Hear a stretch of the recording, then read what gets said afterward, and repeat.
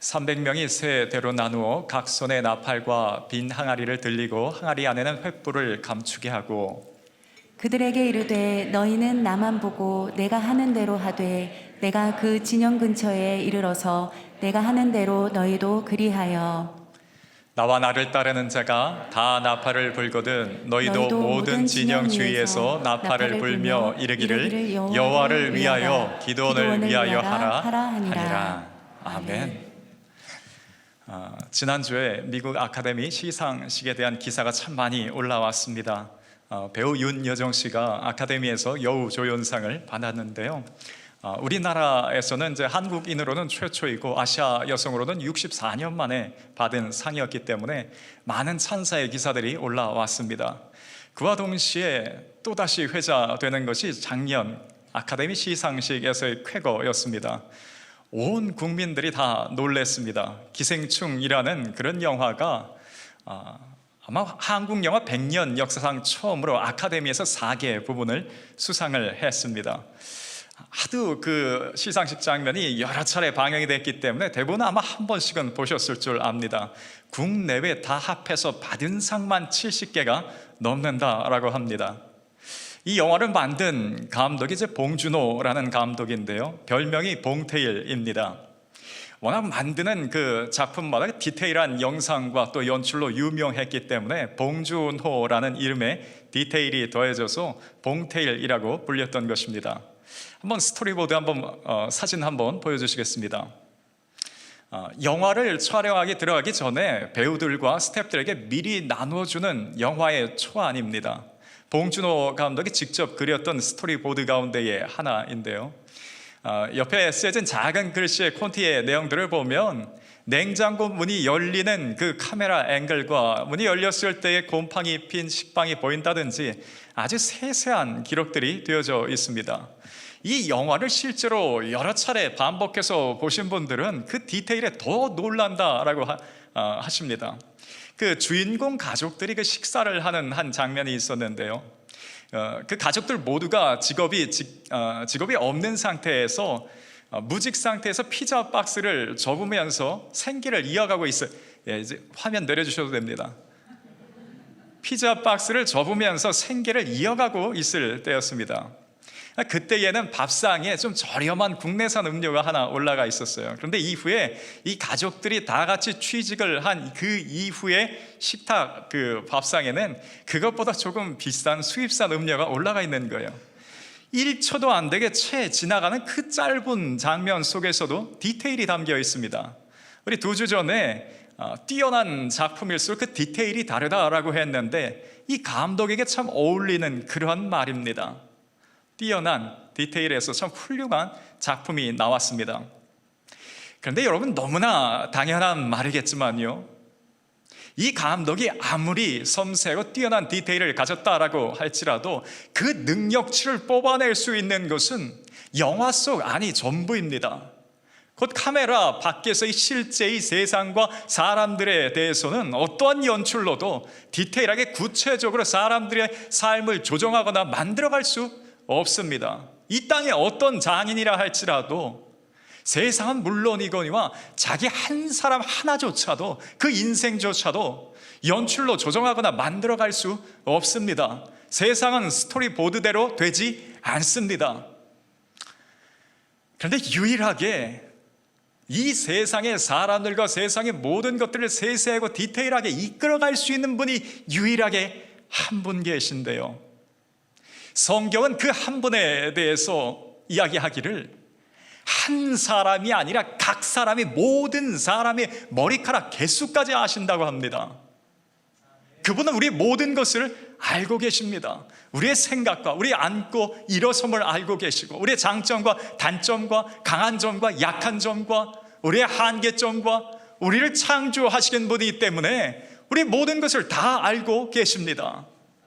그래서 우리의 인생의 감독 자리를 그 하나님 앞에 맡겨드리기만 한다면 그분은 어떤 악조건 속에서도 우리를 그 나름대로의 최상의 길로 이끌어내실 수 있습니다.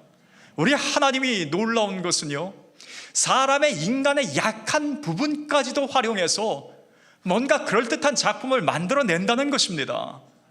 여러분, 사람은 그렇게 하지 못합니다. 사람은 약한 것은 악한 것이라고, 우리 가운데 있는 약한 것은 불필요한 것이라고 이야기를 해요. 그래서 누구든지 다 신앙 안에서도 다 같이 다윗이 되자고 하고, 다 같이 강철 같은 삼손이 되어야 한다고 하고, 다 같이 주길철 목사님이 되어야 한다고 합니다. 그런데 하나님 그렇게 하지 않습니다. 하나님 디테일하십니다.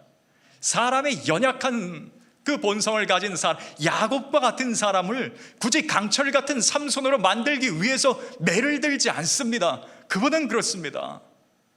그분은 우리 한 사람 한 사람을 비교하면서 너 왜 이렇게 약하냐고, 왜 이것밖에 못하냐고 다그치지 않습니다. 더 잘할 수 없냐고 강하게 휘몰아 가지도 않으십니다. 그 하나님께서는 우리 한 사람 한 사람을 디테일하게 아시기 때문에 우리의 연약한 부분 그것 자체를 사용하셔서 당신 나름대로의 그럴듯한 작품들을 만들어내십니다. 다만 우리가 할 것은 우리 삶의 주인 자리에, 감독 자리에 그 하나님을 앉혀드리는 것뿐입니다. 오늘 말씀에 보면 그 인생의 삶의 주인 자리를, 감독 자리를 하나님께 맡겨드린 사람이 나오는데, 기드온과 300용사의 주인공 기드온입니다. 여러분, 기드온은 일사각오의 주길철 목사님 같은 분이 아니었습니다. 오히려 평범보다도 조금 못한, 연약한 성품의 사람이었고, 리더의 자질로 보자면 평균 이하의 자격을 갖춘 사람이었습니다. 그런데 기드온이 이런 사람임에도 불구하고 하나님께서 그 삶의 감독이 되셨을 때에 그를 이끌어가기에 부족함이 없었습니다. 여러분, 우리도 우리 스스로를 볼 때에 뭔가 현재의 상황을 뚫고 이기고 나가기에 뭔가 역부족이라면, 4차 산업시대와 이 코로나의 이 좀 답답함, 이 상황 가운데에 우리가 뭔가 역부족이라면, 내가 가지고 있는 것이, 우리의 자녀들이 혹은 내가 소유한 그 모든 것들이, 역량들이 평균 이하라고 한다면, 여러분 한번 기드온의 하나님을 붙잡아 보시기 바랍니다. 장담컨대 기드온은 우리보다 못한 환경 속에 있어서도, 평균 이하의 그 이하의 상황이었어도 하나님 문제없이 그의 삶을 성공적으로 이끌어 가셨습니다. 기드온이 살던 시대는 그 나라가 미디안이라는 강대국에 7년 동안 압제를 받으면서 고통 가운데 살았습니다. 이스라엘이 왜 지금 국가적인 재난을 당할 수밖에 없는가? 성경 그 원인에 대해서 이야기하기를, 지금 이스라엘의 군대 장관이 영 형편이 없어서 전술이 부족하고 덕이역 덕장이 아니어서 따르는 군사들이 없는 가운데에 갑자기 미디안이라는 신앙 강대국이 올라와서 지금 이스라엘이 어려움을 겪고 있는 것이라고 이야기하지 않습니다. 그 원인에 대해서 6장 1절에 보면 이와 같은 말을 합니다. 우리 같이 한번 읽겠습니다.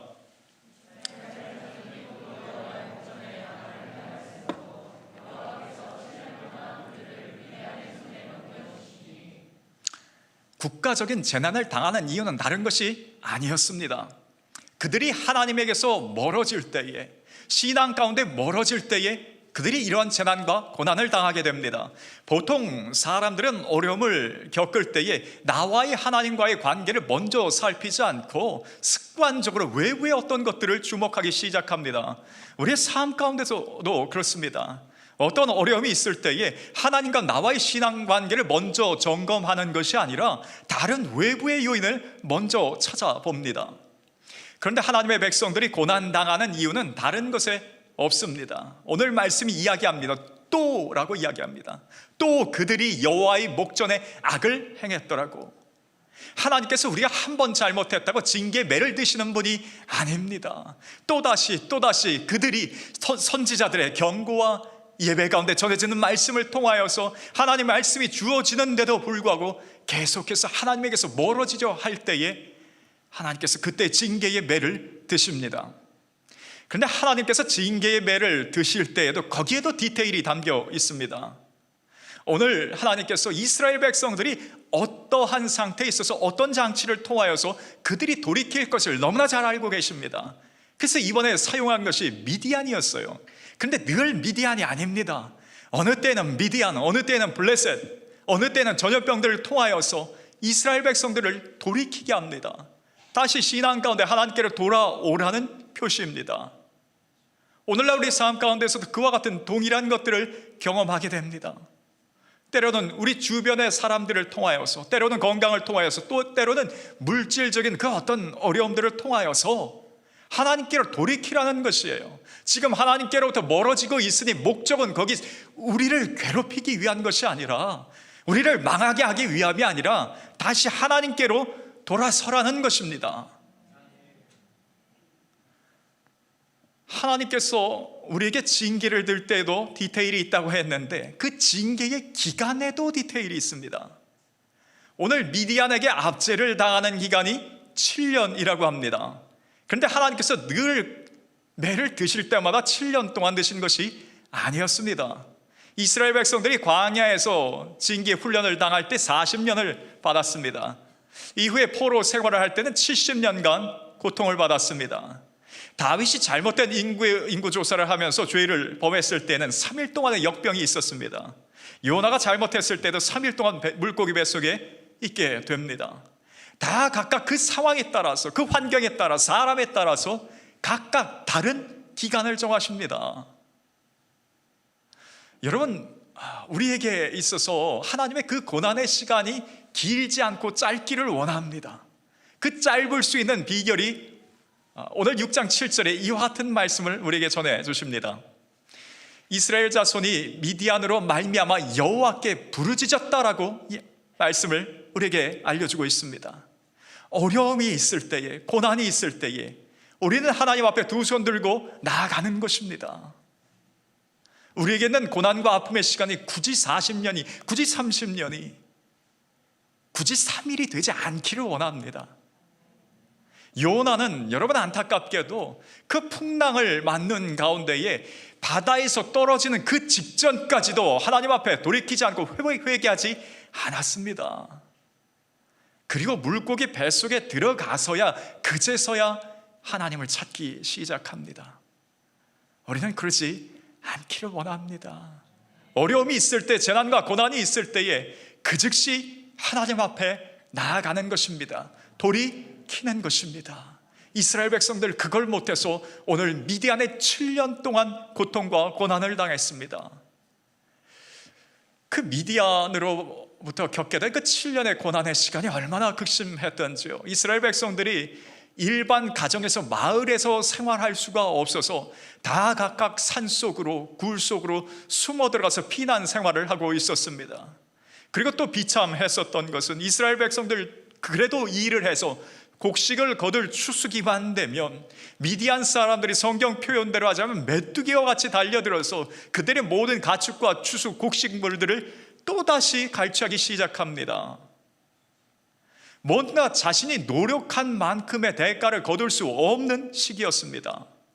그 당시에 살고 있던 젊은이들과 장년과 어린 자녀들에게 정말 무슨 미래의 소망이 있었을까 싶습니다. 당장의 고통보다 우리에게서 어떤 미래가 없다는 것이 더 큰 고통과 고난이었을 것입니다. 이 상황 가운데에 이스라엘 백성들이 비로소 하나님을 찾기 시작하고 부르짖기 시작합니다. 그리고 하나님께서 그들에게 구원자, 그들을 구원할 리더를 캐스팅하셨는데 그 사람이 바로 기드온이었습니다. 하나님께서 천사를 직접 보내서 기드온을 캐스팅하는데 그 장면이 좀 놀랍습니다. 11절에 보면 이런 말씀이 기록되어 있습니다. 여호와의 사자가 아비에셀 사람 요아스에게 속한 오브라에 이르러 상수리 나무 아래 앉으니라.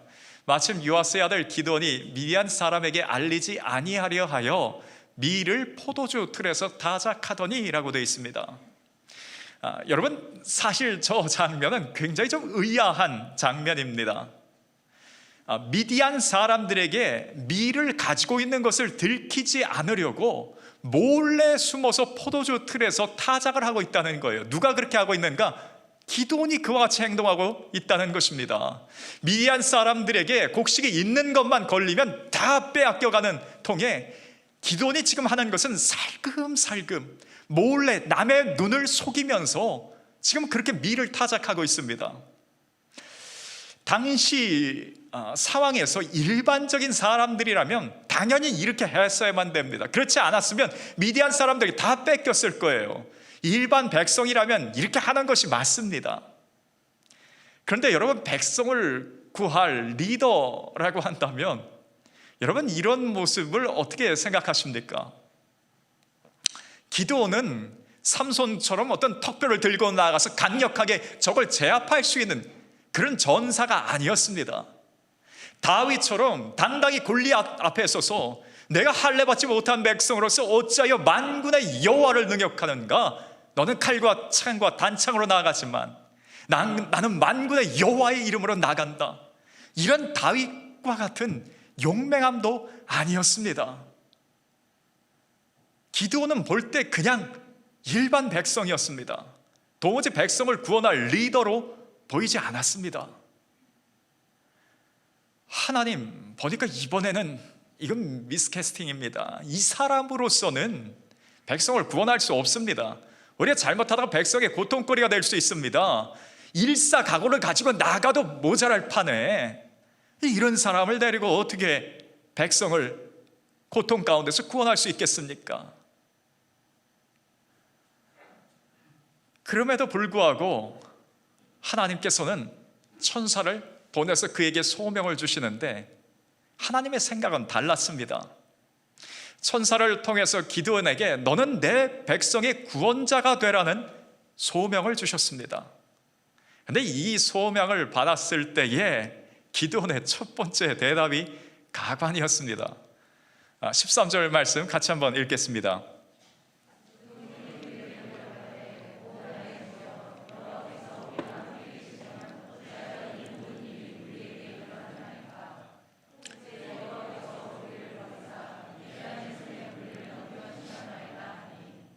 지금 미디안에 대해서 어찌 보면 동문서답에 대한 이야기를 하고 있습니다. 우리가 미디안 가운데 고통을 당하고 있는 것은 하나님께서 우리를 돕지 않고 우리를 버리셨기 때문이라고. 하나님의 질문 자체는 너는 이스라엘 백성의 구원자가 되라는 것인데 엉뚱한 이야기를 하고 있습니다. 이 기드온에게 하나님께서 또다시 같은 소명을 천사를 통해서 또다시 말씀하십니다. 천사가 그에게 말하기를 하나님께서 너를 보내시니 너는 백성의 구원자가 될지라라고 한 번 더 동일한 이야기를 해줍니다. 그랬더니 두 번째 대답이 15절에 비로소 본 마음이 나옵니다. 그러나 기드온이 그에게 대답하되 오 주여 내가 무엇으로 이스라엘을 구원하리이까? 보소서 나의 집은 므낫세 중에 극히 약하고 나는 내 아버지 집에서 작은 자니이다 하니, 이게 기드온의 본 마음이었습니다. 나는 안 된다라는 거예요. 나같이 연약하고 부족한 사람이 무엇을 할 수 있겠는가? 그 스스로의 대답이었습니다. 여러분, 하나님께서요 이런 기드온을 결국 어떻게 하셨는가 하면요 그에게 여러 차례의 기적을 보여주셨습니다. 여러분, 다윗과 같은 사람에게 그렇게 하셨습니까? 아니었어요. 기드온에게는 여러 차례의 기적을 보여주시면서 그 상황에 맞게 하나님께서 그를 백성의 리더로 세우고자 하셨습니다. 그러면서 동시에 싸움에 나가기 전에 실전 예습을 거치게 하시는데 그 성읍의 마을에 있는 바알의 제단이 있는데 그걸 가서 헐라고 하셨어요. 그때 기드온이 어떻게 했는지 아십니까? 기드온이 낮에는 백성들의 눈이 무서워서 한밤중에 살금살금 가서 그 제단을 헐고 왔더니 그 다음날 그 마을 사람들이 도대체 누가 이런 일을 했냐고, 누가 했는지조차 모르는 것이에요. 여러분, 이런 사람을 누가 목숨 걸고 같이 전쟁터에 따라 나서겠습니까? 요즘 리더십 교과서에 나오는 그 내용 가운데 기드온과 일치하는 부분이 어디 있냐는 거예요. 정말 제가 천사였다면 그냥 가서 포도주 틀에 가서 그 밀 마저 타작하시라고. 하나님, 이 사람은 아닙니다. 말이 안 됩니다. 그런데 결국 하나님께서는 이 기드온을 사용해서 미디안과의 전쟁에서 대승을 거뒀습니다. 그런데 대승을 거둔 그 방법이 디테일이에요. 뭐가 달랐냐 하면 이 기돈을 삼손과 같은 전사로 갑자기 만들어서 대승을 한 것이 아니라 그저 기돈이 잘할 수 있는 것, 그걸 사용하셨어요. 기돈이 잘할 수 있는 게 무엇입니까? 살금살금이에요. 살금살금. 남의 눈을 속아가면서 살금살금 하는 것이었어요. 하나님은 기돈에 대해서 너무 잘 알고 계셨습니다. 그래서 기돈에게 갑자기 일사각오를 가지고 다윗과 같은 용맹을 가지라고, 삼손같이 강철 같은 전사가 되라고 그를 다그치지 않았습니다. 그가 할 수 있는 것, 그걸 활용했어요. 기돈과 이후에 함께할 300명의 용사도 어떤 사람이었습니까? 거칠고 강한 군사가 아니었습니다. 시냇가에 가서 손에다 물을 떠서 얌전하게 먹을 수 있는 사람 300명을 붙여주셨어요.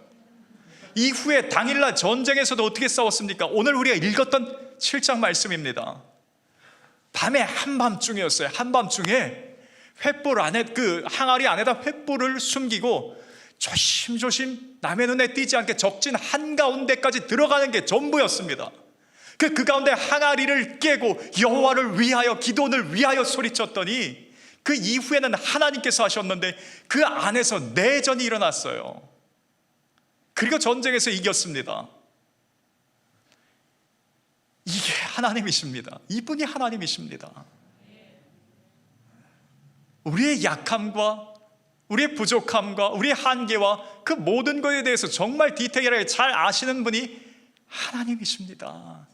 비록 기도원이 조심스럽게 살금살금 하는 것 평균 이하의 그 역량을 가졌을지라도 하나님께는 그 별다른 문제가 되지 않았습니다. 오늘 우리 스스로를 볼 때 어떤 강점이 있으십니까? 강점보다 오히려 약한 부분과 우리 미래를 볼 때 정말 평균 이하의 뭔가 아무런 상황만 여겨지실 때에 여러분 걱정하지 마시기 바랍니다. 하나님은 그래도 괜찮다고 하십니다. 하나님 그 나름대로 우리 연약한 것들을 가지고서라도 그럴듯한 작품을 만들어내시는 분이, 그분이 하나님이십니다. 여러분 가정에 있는 우리 자녀들이 걱정이 되십니까? 여러분 성경에 보면 부모의 정말 속을 썩였던 여러 자녀가 있는 중에 오죽하면 그 부모가 그 자녀를 향해서 이놈들은 안 될 놈들이라고 그저 분노와 혈기만 가득한 잔혹한 살인 기계와 같다고, 칼을 쓰는 자들이 칼로 망할지어다, 너희들이 형제 중에서 흩어질 것이라고, 망할 놈들이라고, 야곱의 둘째, 셋째 시므온과 레위에 대한 말이었습니다. 여러분 보통 가정 가운데 많은 자녀들이 있는 가운데에 그 가운데 부모의 속을 썩이는 힘들게 한 자녀들이 있기 마련입니다. 신앙의 가문, 야곱의 가문에서도 마찬가지였어요. 이 둘째, 셋째 이 두 아들의 주특기는 혈기를 부리면서 칼을 쓰는 것이 그들이 잘하는 것이었습니다. 도대체 이 아들을 통해서 뭘 기대할 수 있겠습니까? 부모로서 볼 때 이 두 아들은 포기였어요. 오죽하면 망할 놈들이라고 했겠습니까? 그런데 부모가 포기할 그때에 또다시 하나님의 디테일이 그 두 아들 가운데 임하게 됩니다. 도대체 하나님께서 아무리 디테일한 하나님이더라도 이 아들에게 뭘 기대하고 어떻게 사용할까 보았더니요, 이후에 40년 광야 생활을 하는 가운데에 이스라엘 백성들이 하나님을 떠나고 황금 송아지를 만들고 우상을 숭배한 적이 있었습니다.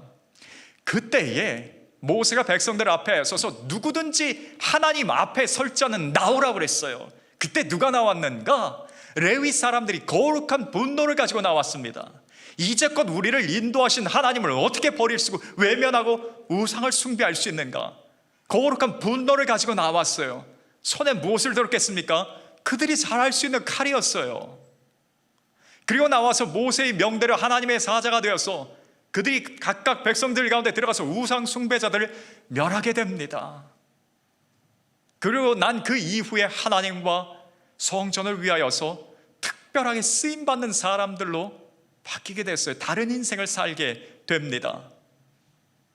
주변 사람들이 볼 때 저 두 아들의 그 가정의 고통의 근원이라고 했을 것입니다.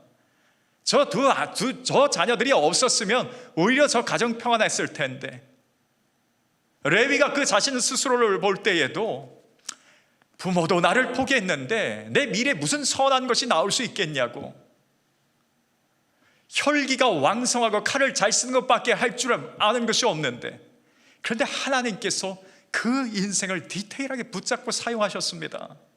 예전에는 레위가 자기 스스로 자신 감정 컨트롤을 못해서 혈기와 분노가 가득했다면, 이후로는 하나님을 향해서 거룩한 분노를 갖는 사람이 됐어요. 그리고 그들의 삶은 매우 특별한 삶을 살게 됩니다. 여러분, 이런 하나님이 계시니 우리에게도 소망이 있다는 것입니다.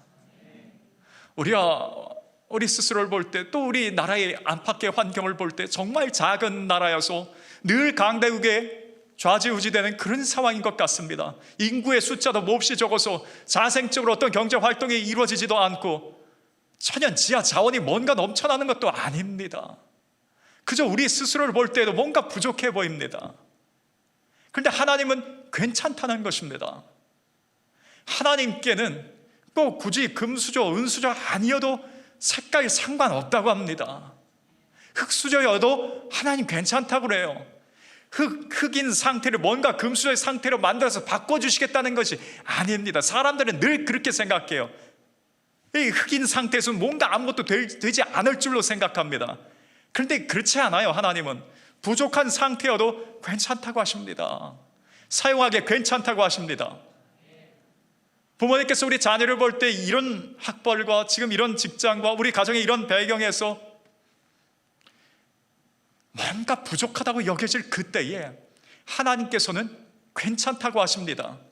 기드온 같은 사람도 괜찮았고 레위 같은 사람도 괜찮았습니다. 살금살금 혹은 분노와 혈기만 가득해도 하나님께서 그들을 붙잡고 그들의 삶의 주인이 되셨을 때에 괜찮았습니다. 여러분, 하나님 모실 때는 그저 젊은이들만, 우리 자녀들에게만 그저 그렇게 디테일하게 역사하시고 이끄시는 것이 아니라 나이가 조금 많으셔도 괜찮다고 하십니다. 하나님께서 80세의 모세를 사용할 때에 그 나이가 문제가 되지 않았습니다. 지금 내 나이가 50이고 60이고 70인데 뭔가 뭘 새로운 것을 하나님께서 우리에게 더해 주실까 하지만 하나님께서는 나이가 많셔도 괜찮다고 하십니다. 오히려 40세의 모세를 하나님께서는 마다하셨습니다. 40년 동안 그 왕족의 생활을 하면서 문무를 겸비하고 언사가 능했던 모세를 하나님께서 오히려 마다하셨습니다. 그리고 그 이후에 40년 동안 어떻게 보면 도시의 그 문명에서 떨어져서 광야의 양치기를 하는 동안 현실 감각이라고는 제로가 됐을 것이에요. 여지껏 40년 동안 장인의 양만 쳤으니 갖고 있는 재산도 없습니다. 이전에 그 강했었던 육체적인 체력도 없었어요. 그런데 그럼에도 불구하고 하나님께는 문제가 되지 않았습니다. 그러니 여러분, 우리 가운데 소망을 가지고 늘 우리 삶 가운데 우리 삶의 주인 자리의 중심에 늘 하나님을 모셔올 수 있기를 원합니다. 기드온이 비록 그 사람 자체 자질로 봤을 때는 어떻게 보면 리더로서 형편없는 자격을 갖춘 사람이었지만 그가 그 삶의 감독 자리에 내가 아닌 하나님을 모셔서 앉혀드렸을 때에는 그가 그 백성을 그 미련의 압제 속에서 구원하는 리더가 되었습니다. 그가 그렇지 않고서는 그 기드온의 성향상 백성을 이끌고 전쟁터에 나갈 사람이 아닙니다. 레위 사람들이 다른 모든 주의 지파 사람들은 다 같이 황금 송아지 주위에서 뛰고 있는데 우리는 뭐가 그렇게 잘났다고 그들과 다른 입장에 서 있는가? 나중에 그들과 함께하기 위해서 그들과 어차피 더불어 살아야 할 텐데 여러분, 그 마음을 가지고 있었다면 그렇게 못했을 거예요. 그러나 결국 레위가 선택한 것은 이후에 어떤 타 지파로부터의 어떤 핍박과 보복을 당할지 모르지만 하나님을 그 마음 중심에 놓고 그대로 행했습니다. 모세가 하나님으로부터 어떤 소명을 받았을 때에 보낼 만한 자를 보내소서, 과거 40살 이를 때에도 무서워서 도망친 내가 이제 80세에 무기력한 사람이 됐는데 내가 뭘 더 할 수 있겠습니까? 보낼 만한 자를 보내라고 끝까지 그 자세를 굽히지 않았더라면 백성의 구원자가 될 수 없었을 것입니다. 여러분, 우리 삶 가운데에 어떤 환경과 어떤 나이대와 어떤 조건에 있던지요, 우리 중심의 예수 그리스도 하나님을 우리 주인으로 모실 수 있기를 바랍니다. 하나님을 우리 삶의 중심에 둔다는 것은 다른 것이 아니에요. 삶의 어떤 결정과 어떤 방향을 나아감에 있어서 늘 하나님을 먼저 생각하고 하나님의 말씀에 귀를 기울이는 것이, 그게 하나님을 우리 중심에 모신 자의 삶입니다. 조금 더 구체적으로 말씀드리면요, 하나님을 마음 중심에 둔 자는 예배를 가장 소중하게 생각합니다. 하나님께 예배하는 일을 가장 소중하게 생각합니다. 예배 드리는 시간을 다른 거 함부로 바꾸지 않습니다. 예배가 소홀히 될 때에 이미 하나님 외에 다른 것들을 더 마음에 두기 시작했다는 것과 같습니다. 하나님을 그 마음 중심에 모신 사람들은 나의 시간과 나의 것을 희생하면서 하나님을 위해서 봉사도 할 수 있고 헌신도 섬김도 할 수 있습니다. 새벽잠을 깨워서 기도도 할 수 있습니다. 큐티도 할 수 있습니다. 예수 그리스도를 믿으라고 복음도 전할 수 있습니다. 우리 가운데에 하나님이 우리 삶의 중심 가운데 있기를 원하며 그분이 우리 삶의 결정권자의 역할로 우리 가운데에 계시길 원합니다. 그러면 그 외에 어떤 상황에 있더라도 하나님께서 가장 알맞은 길로, 그 디테일한 하나님께서 우리를 우리 상황에 맞게 최상의 길로 인도하실 줄 믿습니다. 같이 한번 기도드리겠습니다.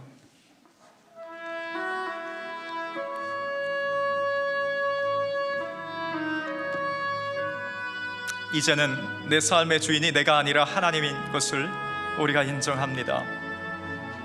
이제껏 내 삶의 자리에, 우리 자녀의 삶의 자리에 혹 내가 주인으로 올라가 있었던 그런 행위들을 회개합니다. 하나님께서 주인 되시며 내 뜻이 아니라 하나님의 말씀이 삶의 기준 되게 하옵시고 하나님을 기쁘시게 하는 것이 우리의 목적이 되게 하옵소서. 기도드리겠습니다. 거룩하신 아버지 하나님, 우리 삶의 모든 것의 주인 되신 그 하나님 앞에 나아가 우리뿐만 아니라 우리 자녀의 삶 가운데서 주인 되신 그 하나님 앞에 나아가오니 하나님 우리의 삶을 인도하여 주시고 이끌어 주시기를 소원합니다. 우리 비록 부족하고 나약하지만 주께서 우리를 붙잡고 우리를 사용하신다면 그 어떤 상황에서도 가장 하나님께서 합력하여 선한 길로 이끌어 주실 줄 믿습니다. 우리의 삶 가운데 하나님 우리 삶의 주인으로 모시고 결정권자로 모시고 하나님 앞에 하루하루 나아갈 수 있는 우리 모든 믿음의 사람들 될 수 있도록 주님 도와주시고 하나님 역사여 주시옵소서.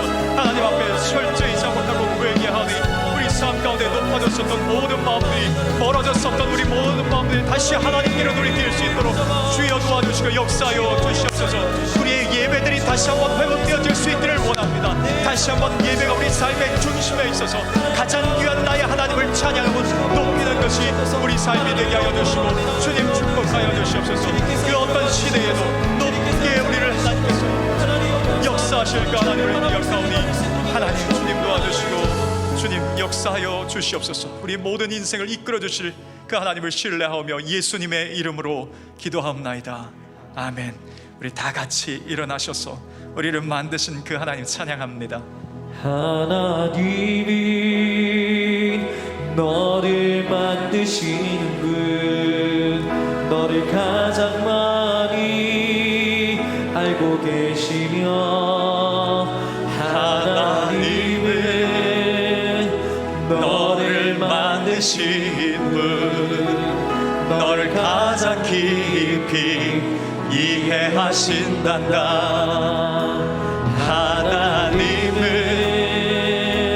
너를 지키시며 지키시는 분, 널 절대 포기하지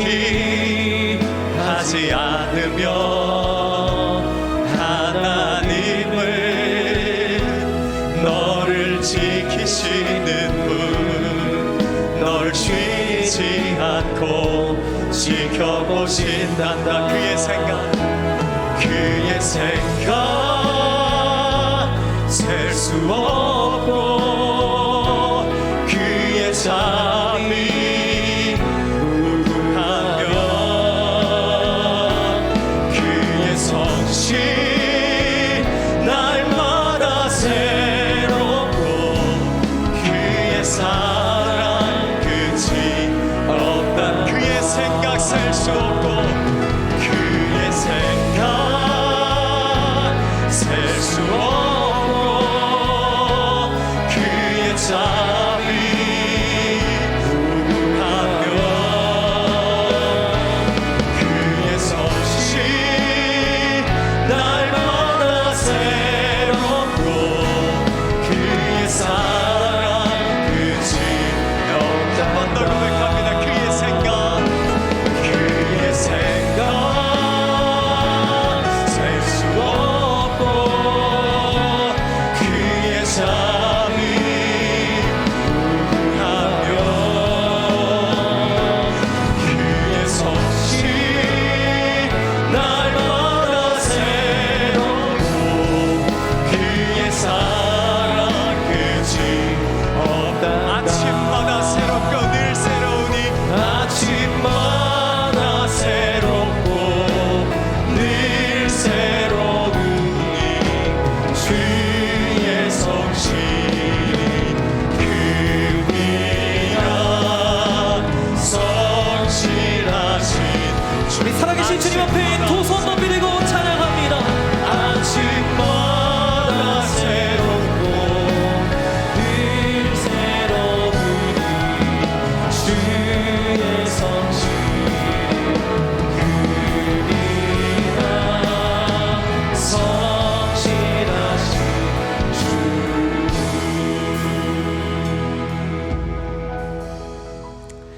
이제는 우리 주 예수 그리스도의 은혜와 아버지 하나님의 크신 사랑하심과 성령 하나님의 한 걸음 한 걸음 동행하심이 우리 삶 가운데 다시 하나님을 나의 주인으로 모시겠다고 결단하고 나아가는 우리 모든 지구촌 교우들 위해 이제로부터 영원토록 함께 하시기를 간절히 축원하옵나이다. 아멘.